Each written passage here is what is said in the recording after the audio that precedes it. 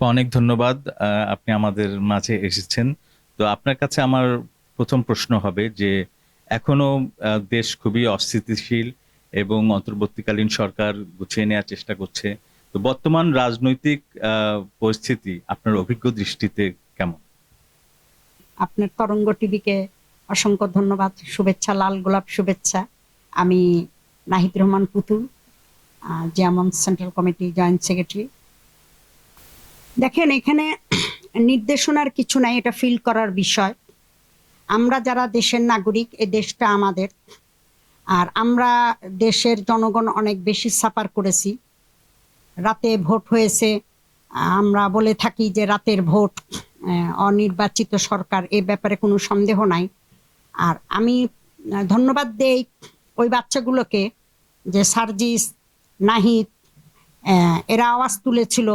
এখানে আরো সমন্বয়ক আরো আছেন যে তারা আওয়াজ তুলেছিলেন, এবং তাদের সাথে আমরা আস্তে আস্তে আগাইতে আগাইতে আমরা ঐক্যবদ্ধ হয়ে আমরা আন্দোলনকে বেগবান করি, এবং তারাও কমিটেড ছিল এবং আমরাও কমিটেড ছিলাম যে যা হয় হয়ে যাবে।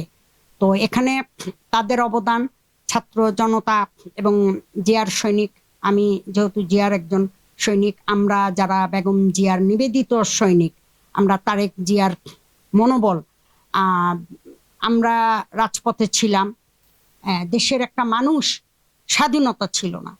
আমাদের কমিটমেন্টই ছিল যে সবসময় এখানে সেখানে সাক্ষাৎকারে একটা কথাই বলেছিলাম যে আই হ্যাভ টু রাইট, আমি একটা দল করি, দলের একটা কর্মসূচি, আমি সেখানে অংশগ্রহণ করব, কিন্তু সেই অংশগ্রহণে কি পরিমাণ বাধা, পুলিশি বাধা, ছাত্রলীগের বাধা, যুবলীগের বাধা, এটা দুঃখজনক।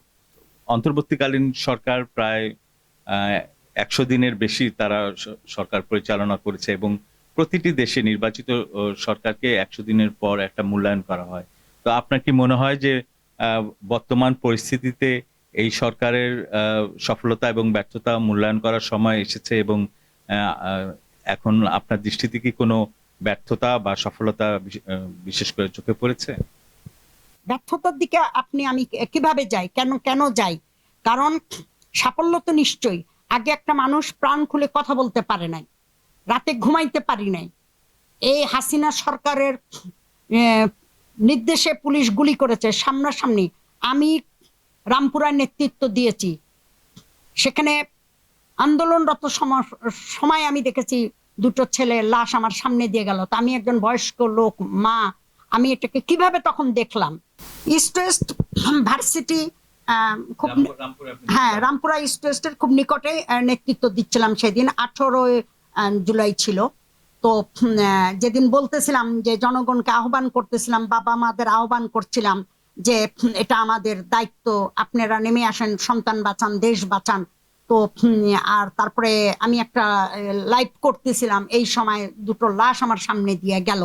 একটা বিবেকবান মানুষ হিসাবে সকলের বিবেক কিন্তু নাড়া দিয়েছে। মানে আপনি যদি আমাকে, আমি যদি এখন বলতে থাকি, আমাকে অনেক বলতে হবে, আমার অনেক আবেগ এসে যাবে, অনেক কষ্ট স্মৃতি আমার মনে পড়ে যাবে, আমি সেই দিকে যাচ্ছি না। অনেক ভালো বলেছেন আপা, কিন্তু আমরা যেটা এখন লক্ষ্য করছি যে সাধারণ মানুষের আসলে মূল যে চাওয়াটা সেটা হচ্ছে দ্রব্যমূল্য।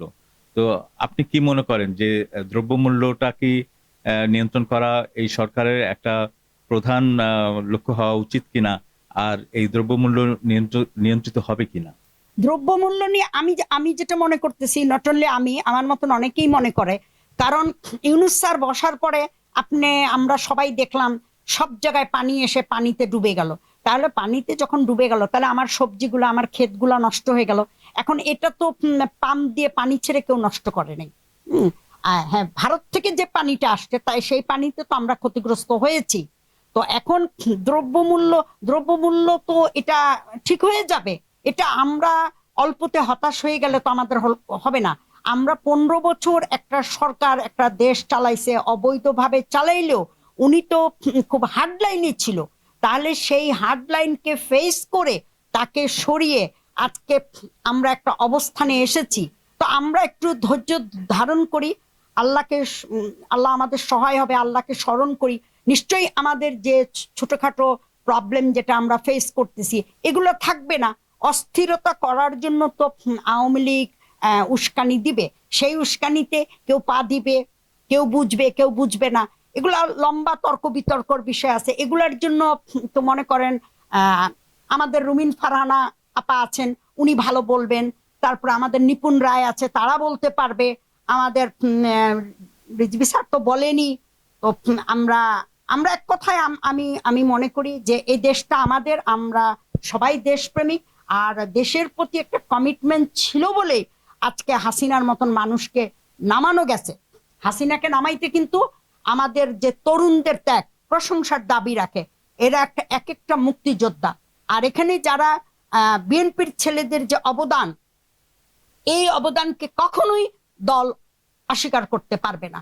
সব মিলিয়ে আপা আপনি মোটামুটি আমার যেটা মনে হচ্ছে যে আপনি বর্তমান যে পরিস্থিতিতে দেশ এগোচ্ছে, সবাই ঐক্যবদ্ধভাবে চেষ্টা করছে, আপনি খুশি। তো অনেক ধন্যবাদ আপা আপনাকে আমাদের সাথে থাকার জন্য। আশা করি সবসময় তরঙ্গ টিভির সঙ্গে আপনি থাকবেন এবং আপনার কাছ থেকে আমরা অনেক কিছু জানতে পারবো। তরঙ্গর সাথে আমি আমি মোস্ট ওয়েলকাম তরঙ্গকে। আমি আপনাদের যোগাযোগ করলে, ডাকলে নিশ্চয়ই এসে দুটো কথা বলবো। আমাদের নৈতিক দায়িত্ব কথা বলা, কোথাও ভুল ত্রুটি হলে তা নিয়ে বলা। আপনাদের তরঙ্গকে অনেক ধন্যবাদ।